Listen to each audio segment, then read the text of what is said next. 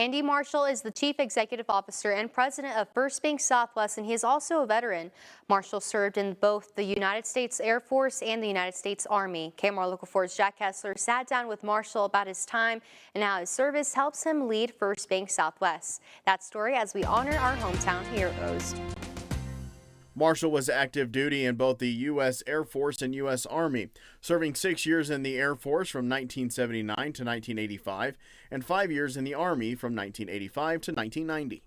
I used to say that if I could take a branch of the service that had treated their people like the Air Force and had the cool stuff like the Army, I said I'd still be in even today. During his time in the Air Force, Marshall was a part of the USAF Security Police, now known as the USAF Security Forces. And from that, I ended up being connected through the 7th Operations Squadron to a unit that we deployed all over the world. Basically, we put out fires, if you will. If there was an incident where Air Force personnel or equipment were affected, they sent us. After getting out of the Air Force, Marshall was only out a couple of months before joining the Army. I got out and got a cup of coffee. I was out for a couple of months. Knew I wanted to go back into the Army, and it was pretty clear. I didn't feel right being out, being a civilian at the time. Marshall, for the next 4 years, was sent to a cavalry regiment in Germany. This was still during the Cold War. This regiment, 2nd Cavalry Regiment, covered the East German and Czechoslovakian borders, along with another cavalry regiment.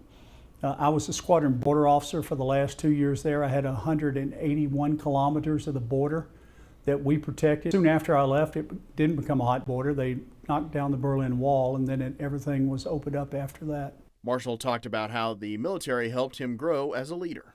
The military has a very structured approach to leadership and how they teach leadership.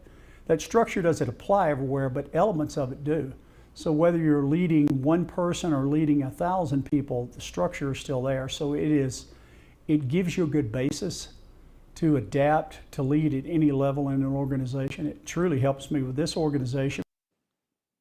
Jack, thank you. Marshall adds the 2nd Cavalry Regiment, which has been in the East Germany area since World War II, was deployed to Desert Shield and Desert Storm since there was no border to guard anymore.